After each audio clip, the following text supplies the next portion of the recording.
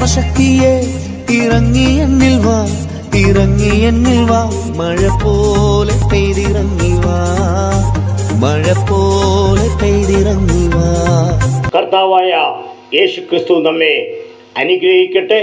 2025 November മാസം 5-ാം തീയതിയിൽ മാതൃഭൂമി ദിനപത്രത്തിൽ വന്ന വാർത്ത, കന്യാമറിയം രക്ഷകയല്ല വർത്തിക്കാൻ എന്നും 6-ാം തീയതിയിലെ മലയാള മനോരമ ദിനപത്രത്തിൽ കന്യാമറിയം സഹരക്ഷക അല്ലെന്ന് വർത്തിക്കാൻ പുതിയ പ്രബോധന രേഖയിൽ മാർപ്പാപ്പ ഒപ്പുവച്ചു എന്നാണ് ഹല്ലേലൂയ പത്രങ്ങളിലെല്ലാം എഴുതി വച്ചിരിക്കുന്നത്. ഈ 2 പത്രങ്ങളിലും വായിക്കുവാൻ ഇടയായി. കൂടാതെ യൂട്യൂബിലൂടെ ചില ചാനലുകാരും വീഡിയോ പ്രസിദ്ധീകരിച്ചിട്ടുണ്ട്. ഹല്ലേലൂയ. മത്തായിയുടെ സുവിശേഷം 1-ാം അധ്യായം അതിൻ്റെ 18-ാം വാക്യത്തിൽ യേശുവിൻ്റെ അമ്മയായ മറിയ യോസേഫിന് വിവാഹം നിശ്ചയിക്കപ്പെട്ട ശേഷം അവർ കൂടി വരും മുമ്പേ പരിശുദ്ധാത്മാവിൻ ഗർഭിണിയായി എന്നു കണ്ടു. ഹല്ലേലൂയ. അപ്പോൾ യേശു പരിശുദ്ധാത്മാവിനാൽ ഉൽപ്പാദിതമായതുപോലെ മറിയയും ജനിച്ചു എന്ന് പറയത്തക്ക വിധം ഏതൊരുവിധ തെളിവുകളും തിരുവെഴുത്തിലില്ല. 21-ാം വാക്യത്തിൽ അവൻ തൻ്റെ ജനത്തെ അവരുടെ പാപങ്ങളിൽ നിന്ന് രക്ഷിപ്പാനിരിക്കെ കൊണ്ട് നീ അവന് യേശു എന്ന് പേരിടണം. ഹല്ലേലൂയ. അതായത് ദൈവദൂതൻ പ്രത്യക്ഷപ്പെട്ട് പേരിട്ടു. ഹല്ലേലൂയ. അപ്പോൾ സ്ത്രീയുടെ സന്തതിയായ യേശു. ഹല്ലേലൂയ. സ്ത്രീ അല്ല ദൈവം. ഹല്ലേലൂയ. അപ്പോൾ മറിയ അല്ല ഹല്ലേലൂയ ദൈവമാതാവ്. ഹല്ലേലൂയ. കർത്താവായ യേശു ക്രിസ്തു തന്നെയാണ് ദൈവം. ഹല്ലേലൂയ. അവൻ മനുഷ്യന്റെ രൂപത്തിൽ ഹല്ലേലൂയ ഈ ഭൂമിയിൽ വെളിപ്പെട്ടു എന്ന് മാത്രം. ഹല്ലേലൂയ. അല്ലാതെ മറിയത്തെ ഹല്ലേലൂയ മറിയ അതിനു മുമ്പേ ജനിച്ചു കഴിഞ്ഞു. ഹല്ലേലൂയ. പക്ഷേ ഉദരം മാത്രം അതിനു വേണ്ടി ഉപയോഗിച്ചു. ലിയോ 14-ാമൻ മാർപ്പാപ്പ ചെയ്തതും ഉചിതം തന്നെയാണ്. ഈ ലോകത്തിൽ മറിയത്തെ ദൈവമാക്കിയത് പിശാചാണ്. സാത്താൻ ഇപ്പോൾ മറിയ ശക്തിയായി ഈ ലോകം മുഴുവനും പ്രവർത്തിക്കുകയാണ്. ഹല്ലേലൂയ. നമുക്കറിയാം. ഹല്ലേലൂയ. എല്ലാ ഭാഗങ്ങളിലും പല പേരുകളിലും ഹല്ലേലൂയ മറിയത്തെ സ്ഥലപ്പേര് വച്ച് വരെ അറിയപ്പെടുന്നു. ഹല്ലേലൂയ. ഇതെല്ലാം പിശാചിൻ്റെ തന്ത്രങ്ങളാണ്. ഹല്ലേലൂയ. മറിയയുടെ പേരും പറഞ്ഞ് ഹല്ലേലൂയ പിശാച് ജനത്തെ ഹല്ലേലൂയ സ്വാധീനിച്ച് അവൻ്റെ കൈകളിൽ ആക്കി വച്ചിരിക്കുകയാണ്. അത് ലിയോ മാർപ്പാപ്പയ്ക്ക് ഹല്ലേലൂയ നന്നായി അറിയാം. അതുകൊണ്ടാണ് പിശാച് മറിയത്തെ ഉയർത്തുന്നത്, ജനങ്ങളിൽ കൂടുതലും അടിച്ചേൽപ്പിക്കുന്നത്. ക്രിസ്തുവിനെ അവൻ താഴ്ത്തുന്നു. ഹല്ലേലൂയ. ഇത് നന്നായി ലിയോ പാപ്പയ്ക്ക് വെളിപ്പെട്ടത് കൊണ്ടാണ് ഹല്ലേലൂയ ഇത് പറയേണ്ടി വന്നത്. AD 300 മുതൽ 606 വരെയുള്ള കാലഘട്ടത്തിൽ കത്തോലിക്ക സഭയിൽ കടന്നുകൂടിയ വചനവിരുദ്ധമായി ചെയ്തു വരുന്ന പ്രാർത്ഥനകളും ആരാധനകളും. ഹല്ലേലൂയ. AD 300-ൽ മരിച്ചവരോടുള്ള പ്രാർത്ഥന. ഹല്ലേലൂയ. AD 300-ൽ തന്നെ കുരിശ് വന്ദിക്കുന്ന രീതിയും തുടങ്ങി. ഹല്ലേലൂയ. AD 375-ൽ വിശുദ്ധന്മാരെയും ദൂതന്മാരെയും ആരാധിക്കുവാൻ തുടങ്ങി. ചിലർ ഇതിനെ വിശേഷിപ്പിക്കുന്നത് ആരാധനയല്ല, വണങ്ങുകയാണെന്നാണ്. ഹല്ലേലൂയ. അപ്പോൾ ആരാധനയും വണങ്ങലും ഒന്നു തന്നെയാണ്.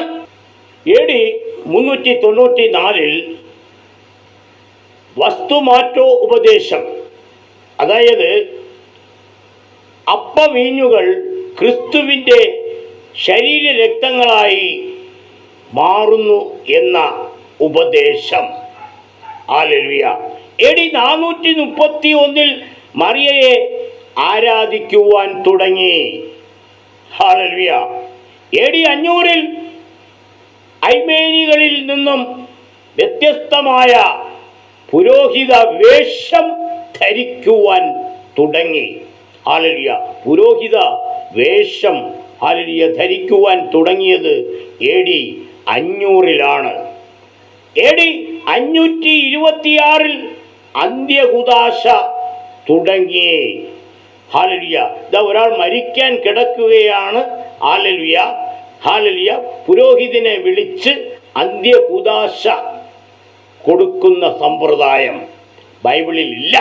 AD 593 ബെസ്പുക്കന എന്ന് പറഞ്ഞാൽ മരണാനന്തര ശുദ്ധീകരണ സ്ഥലമുണ്ടെന്ന ഉപദേശം.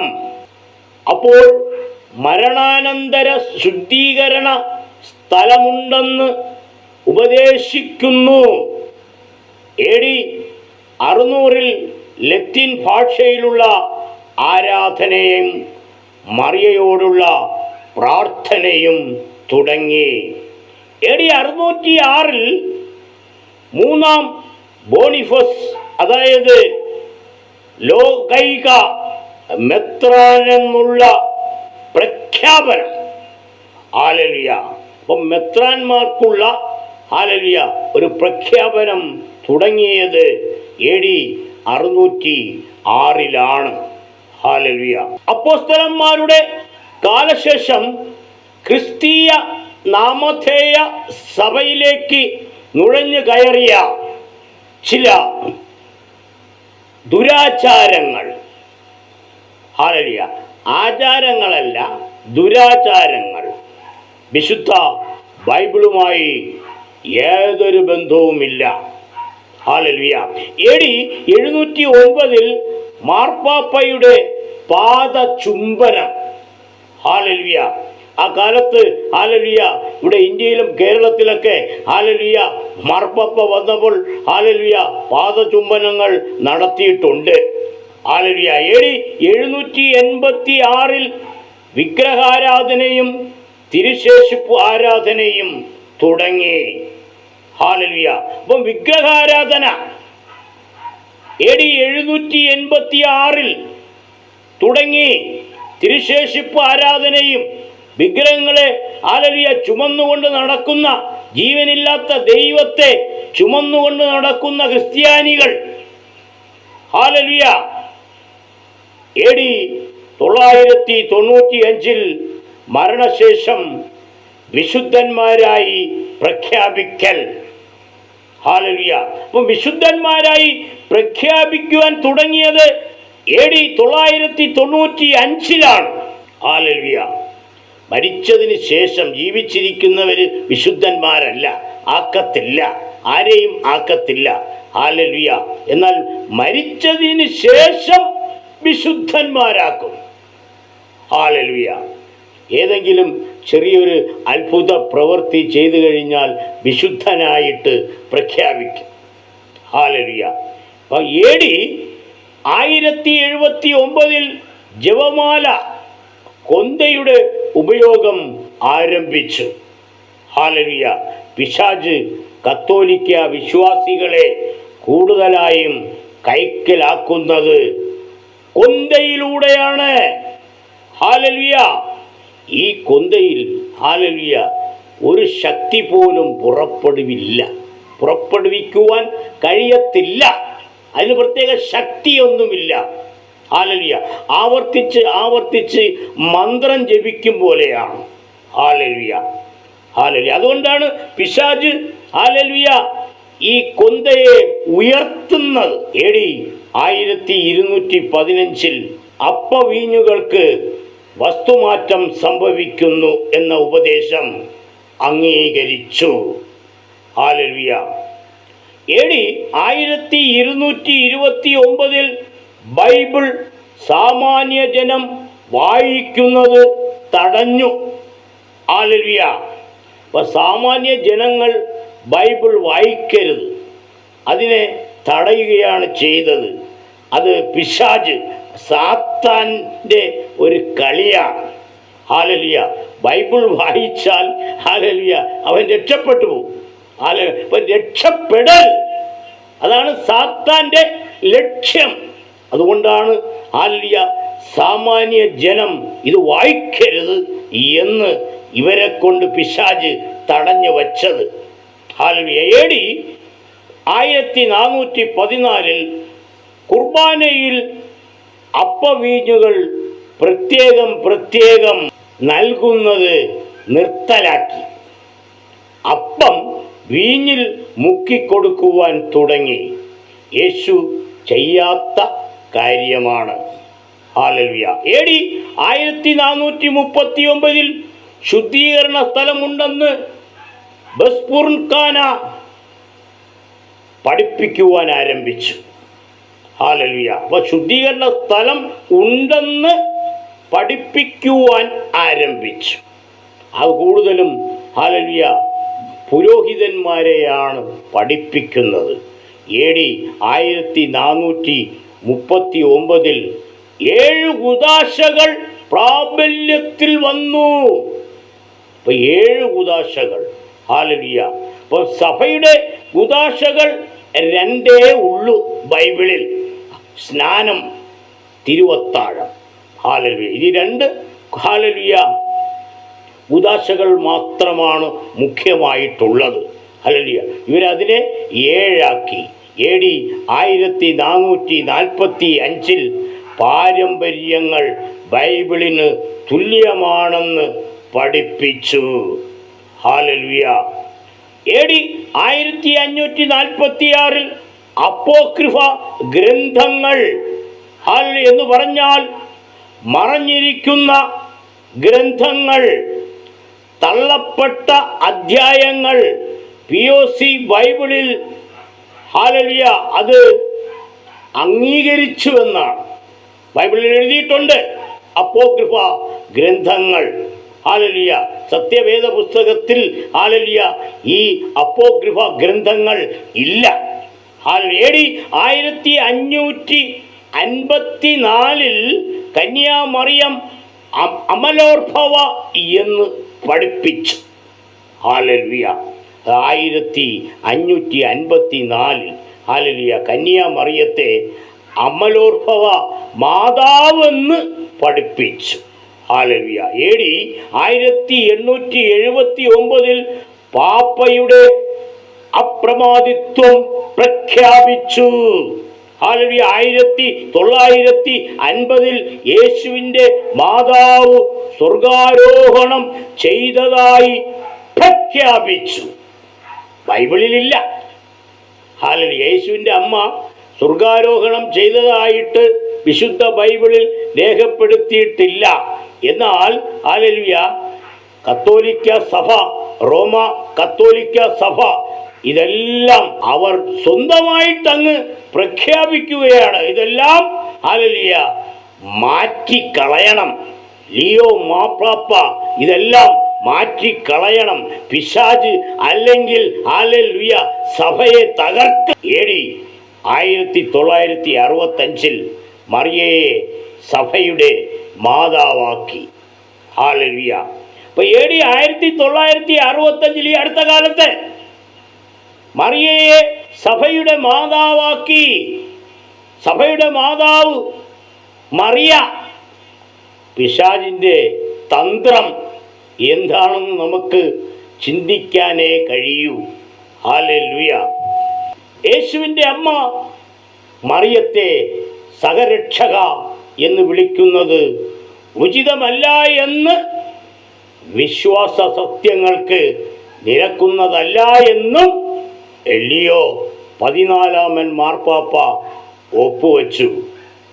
സഹരക്ഷകയുടെ സ്ഥാനവും വിശ്വാസവും ശരിയല്ലെങ്കിൽ മേൽപ്പറഞ്ഞ മറിയത്തിൻ്റെ പേരിൽ നടത്തുന്ന ആചാരങ്ങളും അനുഷ്ഠാനങ്ങളും അവസാനിപ്പിക്കേണ്ടതാണ്.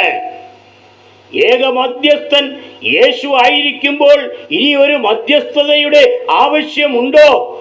മറിയത്തെ ബഹുമാനിക്കണം, ആദരിക്കണം. മാതാവ് സ്വർഗാരോഹണം ചെയ്തതായി പ്രഖ്യാപിച്ചത് പിൻവലിക്കണം. അങ്ങനെ പോയിട്ടുണ്ടെങ്കിൽ യേശു ക്രിസ്തു വീണ്ടും വരുന്നത് പോലെ വരണമല്ലോ. മാതാവ് സ്വർഗത്തിൽ പോയിട്ടുണ്ടെങ്കിൽ യേശു വരുമല്ലോ, വീണ്ടും വരുമല്ലോ. അപ്പൊ അതിൻ്റെ കൂടെ മാതാവും വരണമല്ലോ. അത് വിശുദ്ധ വേദപുസ്തകത്തിൽ എഴുതിയിട്ടില്ല. പിശാചിന്റെ കുതന്ത്രം. ഹല്ലേലൂയ. ശരിക്കും നമ്മുടെ മാതാവ് പഴയ നിയമത്തിലെ അബ്രഹാമിൻ്റെ ഭാര്യ സാറയാണ്. സാറയാണ് നമ്മുടെ മാതാവ്. ഈ കാണുന്ന മാതാവ് അന്ധകാരത്തിൻ്റെ ശക്തിയാണ്, ഭൂതമാണ്. ഇതിലൊന്നും വിശ്വസിക്കരുത്. പിശാചിന് ഏറ്റവും പ്രിയം വിഗ്രഹാരാധനയാണ്. ദൈവത്തിന് ഏറ്റവും വലിയ വെറുപ്പുള്ള ആരാധന വിഗ്രഹാരാധനയാണ്. ജപമാല കൊന്ത ചൊല്ലുന്നത് പിശാചിന് വളരെ ഇഷ്ടമാണ്. ഈ ജപമാലയിൽ നിന്നും ഒരു ദൈവിക ശക്തി പോലും പുറപ്പെടുകയില്ല എന്ന് ഞാൻ പറഞ്ഞുവല്ലോ. മാതാവ് എന്ന് പറയുന്ന മറിയ മരിച്ച് മണ്ണടിക്കാവിൽ കിടക്കുകയാണ്. യേശു ക്രിസ്തുവിൻ്റെ രണ്ടാം വരവിലെ ഉൾപ്രാവണം ചെയ്യൂ.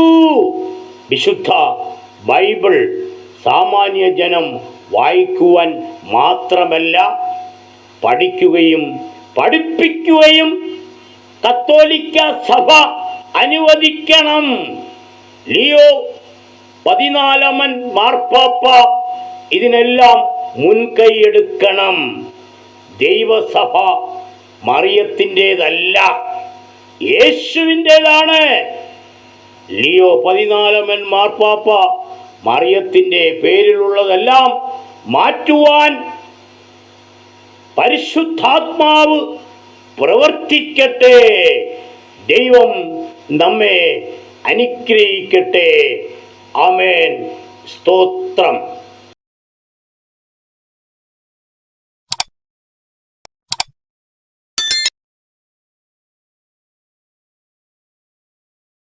ശക്തിയെ ഇറങ്ങി എന്നിൽ വാ, ഇറങ്ങി എന്നിൽ വാ, മഴ പോലെ പെയ്തിറങ്ങി വാ.